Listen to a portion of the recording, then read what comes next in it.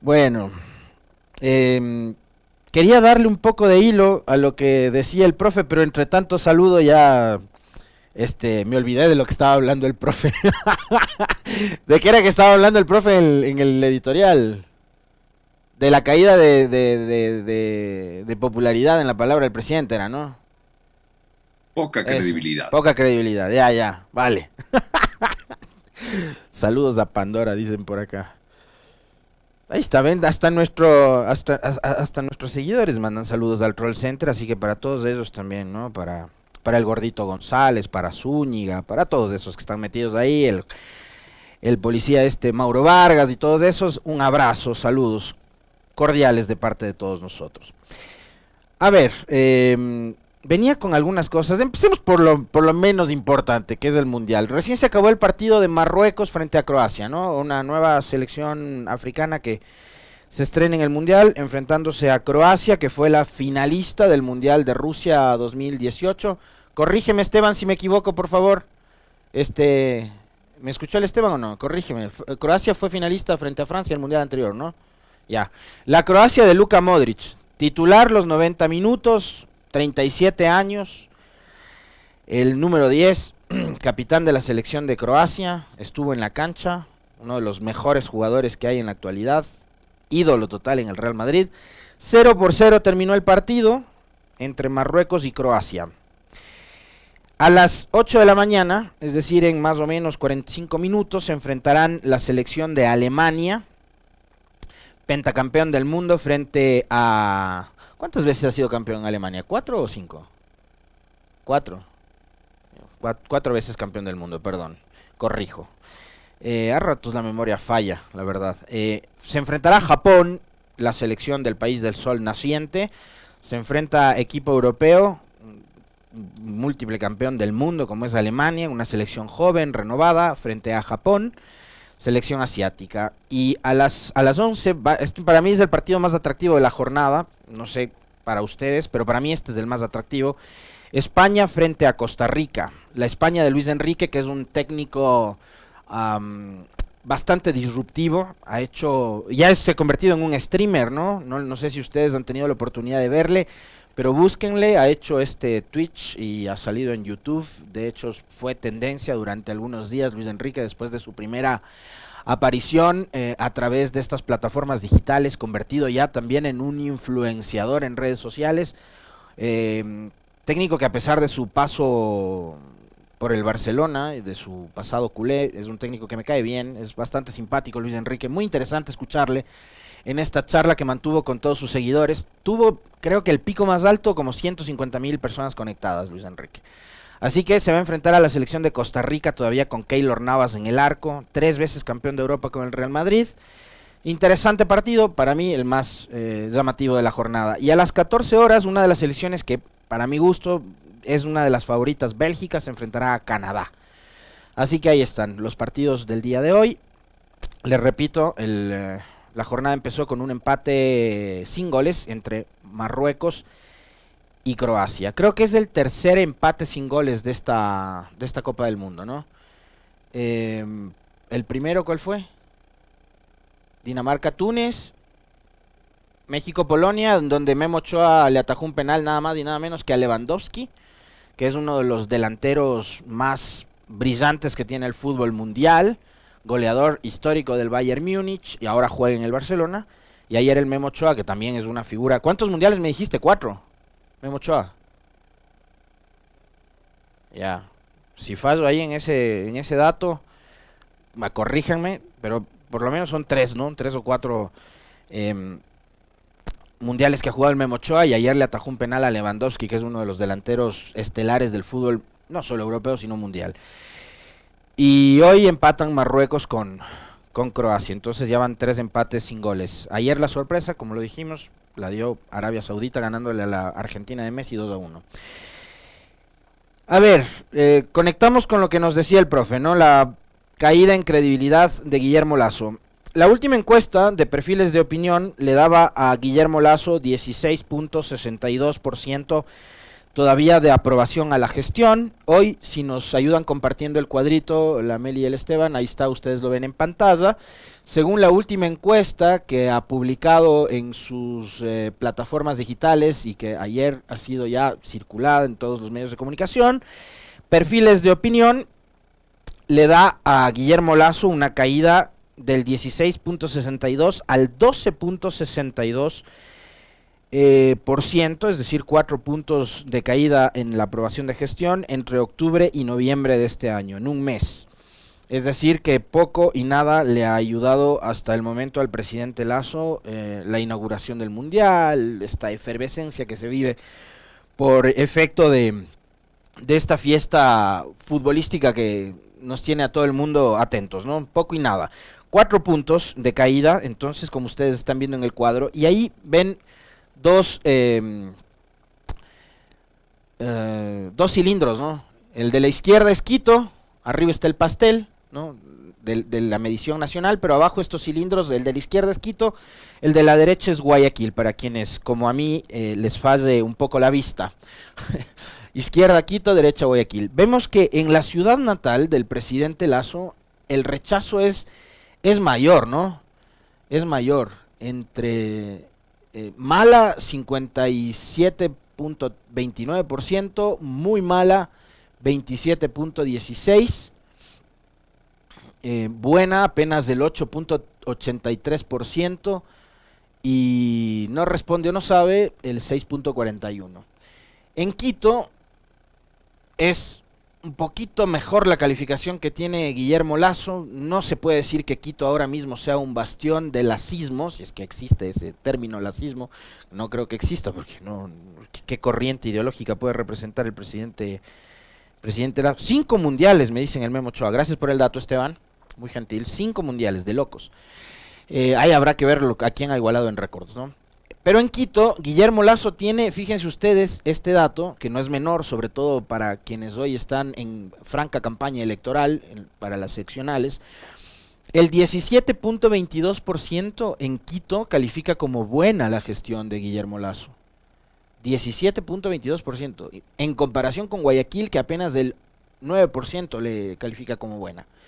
46.11% como mala y 32.51% como muy mala. Esa es la calificación que ahora tiene Guillermo Lasso. Sea como sea, ya sea que ustedes lo vean desde el punto de vista nacional o por ciudades, en este caso las dos más grandes que tiene el país, que son Quito y Guayaquil, la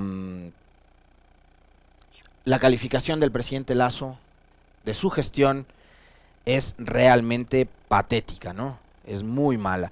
Claro, después viene, por ejemplo, el dato con relación al vicepresidente, que es un poquito menos negativo que el de Lasso, pero ahí habrá que preguntarnos sobre la base de qué calificamos, ¿no? Si, digamos, una de las pocas cosas que ha hecho el vicepresidente Borrero es, uno, asistir al matrimonio de su hijo, que por cierto ahora ya va a ser papá, y la otra, asistir al Mundial de Qatar.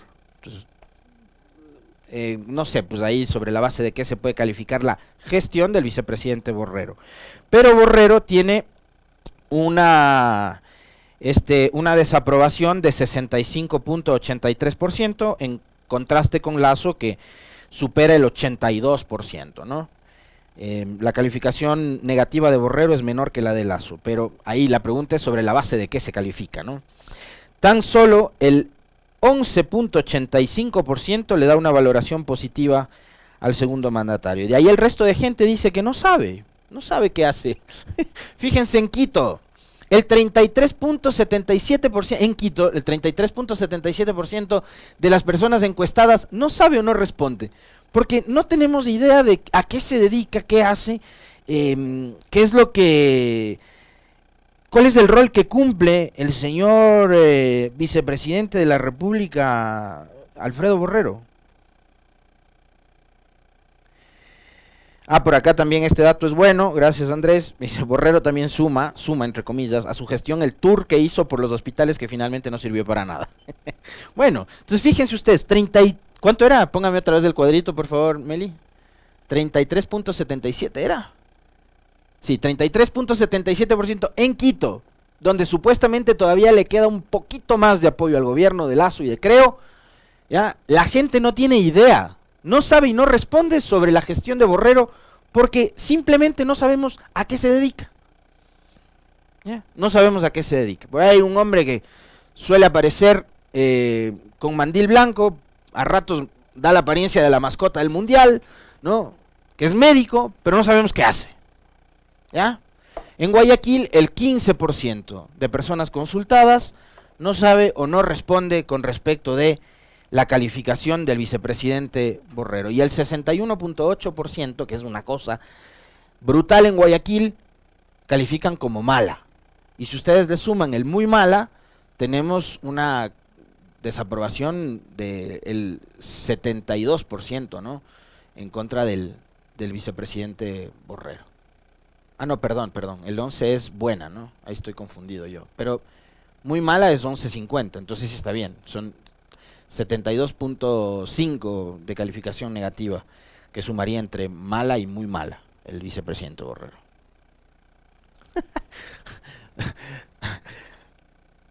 Me hace reír el doctor Francisco Herrera. Un abrazo, querido Panchito, como siempre pendiente de este espacio de opinión, el doctor Francisco Herrera Aus. Hace algunas semanas, o quizás un par de meses, nuestros compañeros de la tarde, el Andrés y el Adrián, hicieron un recuento de las mentiras del presidente Lasso. Y claro, esto es como el cuento de Juanito y el lobo, ¿no? Si ustedes permanentemente mienten, lo que va a pasar es que su palabra se va a devaluar.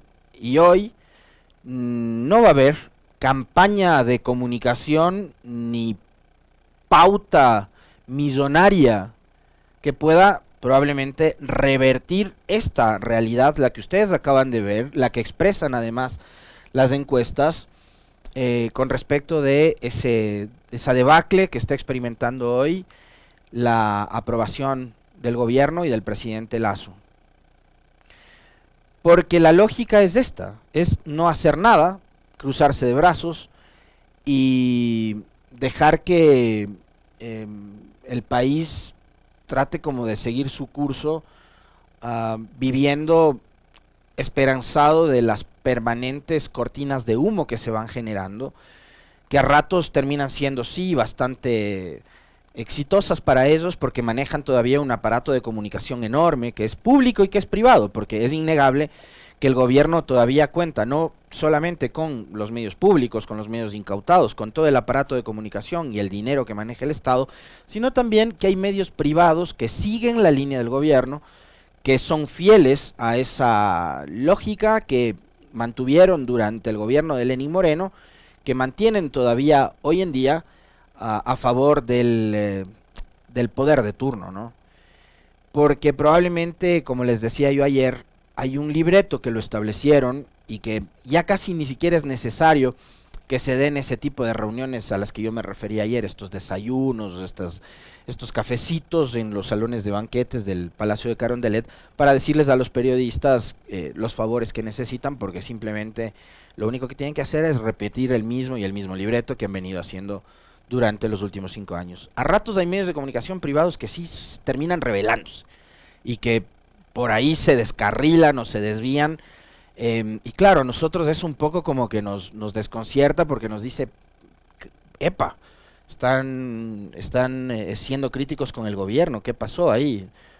Yo siempre tengo esa idea de que hay como peleas o roces o disputas internas que son las que provocan eso. Ahora, también, como pasa con los políticos, en el caso del periodismo y de los periodistas en particular, nosotros tenemos un capital y un patrimonio que es indispensable y que es fundamental, que es el de la credibilidad. Más allá del alcance que podamos tener, de lo simpáticos que podamos resultar o de lo antipáticos que también podemos terminar siendo, pero los políticos y los periodistas tenemos eso en común, que es que el principal patrimonio es el de la credibilidad. Por eso es que, digo, al presidente finalmente debe ser que le interesa muy poco el valor de su palabra, que permanentemente miente y que le importa, como él mismo dice, voy a usar sus propias expresiones, le importa un pito decir o no la verdad, o mentir. Pero en el caso de los periodistas y de los medios de comunicación, Por eso también hay que entender en qué contexto em, ocurren los ataques que se han dado en los últimos días. La credibilidad y el valor de la palabra es súper importante, ¿no? Es súper importante.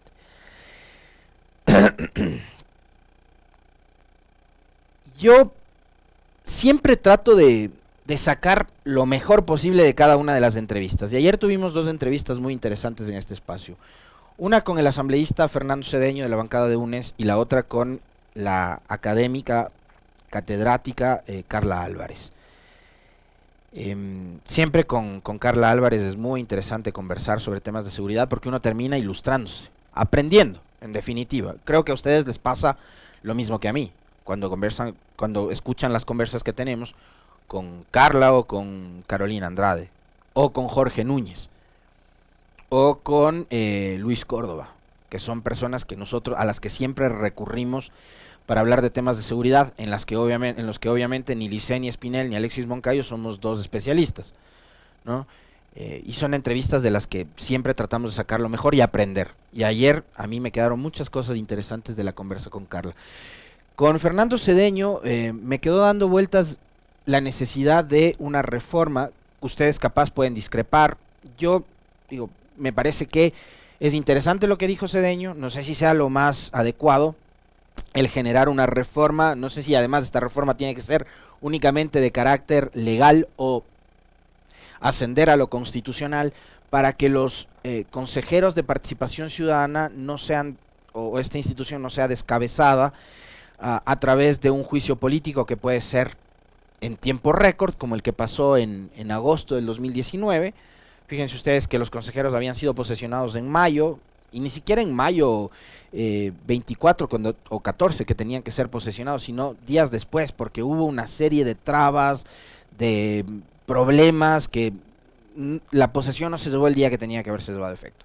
Pero fue cuestión de 2-3 meses que la asamblea de esa época, asamblea comandada, si no me equivoco, por la señora Elizabeth Cabezas primero, y después por César Litardo, terminó ya en esa época, agosto del 2019, por Litardo, es decir, donde gobernaba María Paula Romo, manejaba esa asamblea María Paula Romo y Lenny Moreno, terminó volando la cabeza de 4 consejeros. Hoy ocurre lo mismo, en total son 9 los que han sido destituidos si le sumamos a Cristian Cruz, ¿no? a quien le denunciaron por la mala utilización de carnés de discapacidad. Pero parece que es bastante fácil, es decir, los ecuatorianos vamos a las urnas, votamos por determinados candidatos para el Consejo de Participación Ciudadana, nos guste o no nos guste, esta institución existe, nos guste o no nos guste, tenemos que, como cuando elegimos presidente de la República, asambleístas, alcaldes, prefectos, concejales, miembros de juntas parroquiales o lo que sea, aceptar el resultado electoral, pero como además en este país parecería que todo se resuelve en la arena del me cae bien, me cae mal, o yo venía pensando hoy en la mañana que en este país sería lo ideal crear una suerte de correísmómetro, ¿no? Entonces, midamos qué tan cerca usted está del correísmo para ver si le bloqueamos, le anulamos, le aniquilamos su reputación e impedimos de paso que usted participe de cualquier tipo de actividad pública o electoral. ¿Por qué? Simplemente porque simpatiza con el correísmo. Entonces usted no califica, ¿por qué? Porque me cae mal. ¿Ya? Entonces acá se resuelven las cosas así. Más allá de los argumentos que pueden haber desde el punto de vista político, jurídico, legal, administrativo, todo pasa ahora por las antipatías o las simpatías que tengan con quienes resulten electos. Fíjense que yéndonos incluso más allá del tema del Consejo de Participación Ciudadana, eso pasó con Jorge Yunda. El tipo les caía mal porque no era de su estirpe, no era de su clase, no tenía pedigrí. Y se lo bajaron. Nos guste o no nos guste, el tipo era alcalde. Y acá hubo gente que decidió tirar al tacho de la basura la elección popular de alcalde de Quito y lo mandó a Yunda a la casa. Bueno, con el Consejo de Participación Ciudadana han hecho 2 veces, en combo además, lo mismo. La una con una grosería total, ¿no? La de agosto del 2019. ¿Por qué? Porque no les gusta. Bueno, Tuárez terminó siendo un tipo impresentable, un tipo totalmente impresentable, el cura Tuárez. Pero detrás estaban Rosa Chalá, estaban Walter Gómez, estaba Victoria Cintonio. Y se los fue cargando, se los fue arrastrando Tuárez a los otros tres. ¿Por qué? Porque al menos en el caso de Walter Gómez y de Victoria Cintonio está públicamente demostrado que tenían una afinidad política. Y eso, ¿saben qué? No es un delito. Tener coincidencias con el correísmo, con la corriente política que sea, no es un delito. Pero acá lo convirtieron en un delito. Ser correísta casi que ya lo tipifican en el COIP. Por eso les decía, habrá que establecer un correísmómetro para ver qué tan cerca ustedes están o qué tan lejos ustedes están del correísmo para ver si califican o no para un cargo público. Y quiero cerrar el comentario con lo que fue una publicación del día de ayer de la señora Cintia Viteri. No sé si tienes eso, Meli, si no te comparto en este preciso momento. Ayer la señora Cintia Viteri publicó un comunicado en redes sociales, en Twitter. ¿Lo tienes? Ya te pasé ahorita. Con dedicatoria a Pablo Arosemena, al ministro de Finanzas. De hecho, el tuit bastante elocuente de la señora Viteri dice: @Pablo Arosemena. Cita la cuenta de Twitter del ministro de Finanzas. Y el texto dice lo siguiente. El título: ni Baldor se atrevió a tanto. Baldor, entiendo, era un matemático que nunca fallaba. Para él 2 más 2 era 4.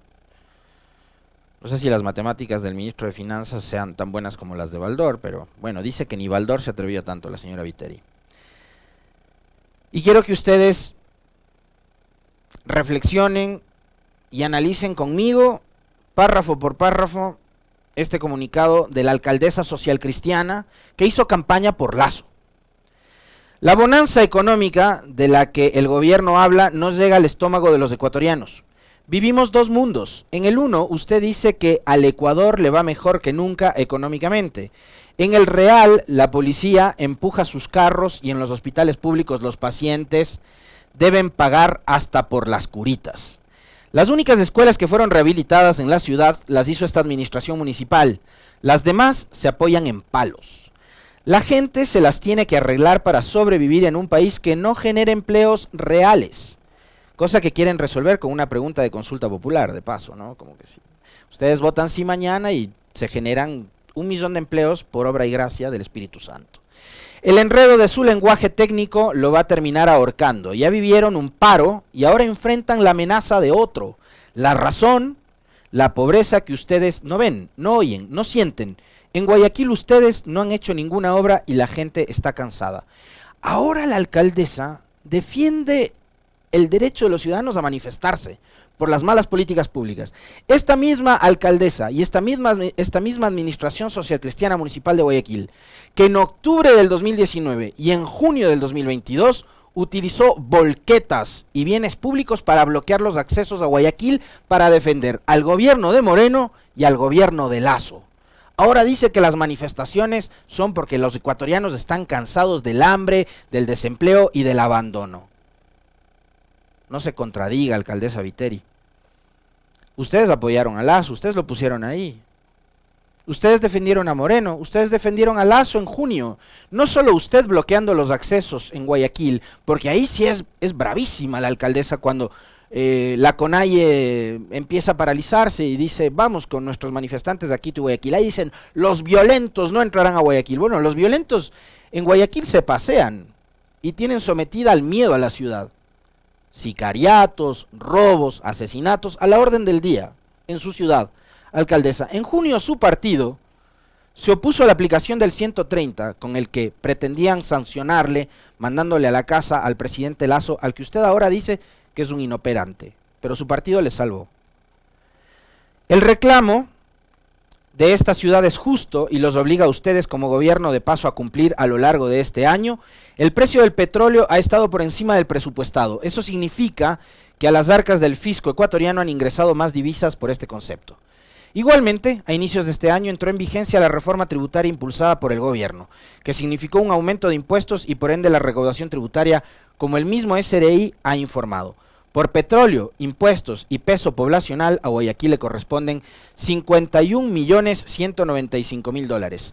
La gente vive su realidad todos los días, ajena al cuento de hadas que matemáticamente ustedes pintan. Lo obvio es que a mayores ingresos estatales en petróleo y tributos, las asignaciones a los gobiernos autónomos locales deben aumentar, porque así lo manda la ley y la Constitución. A esto se suma la deuda del gobierno central en rentas e IVA, que asciende a 55.121.400 dólares hasta las 14 horas con 40 minutos de este martes 22 de noviembre del 22. Por lo tanto, su gobierno adeuda a la ciudad de Guayaquil 106.316.000 dólares. Estos son recursos que no le pertenecen a ustedes, sino a los ciudadanos, que al ministro de Finanzas utiliza y escamotea. No se los pueden coger. Las marionetas jamás tendrán autonomía en su decir y hacer. Los guayaquileños lo saben. No abuse de la paciencia de ellos, porque van a reaccionar con la entereza que ha caracterizado siempre al pueblo. ¿Se va a unir a las protestas de la CONAIE, alcaldesa Viteri, o también les va a bloquear nuevamente el paso con sus volquetas?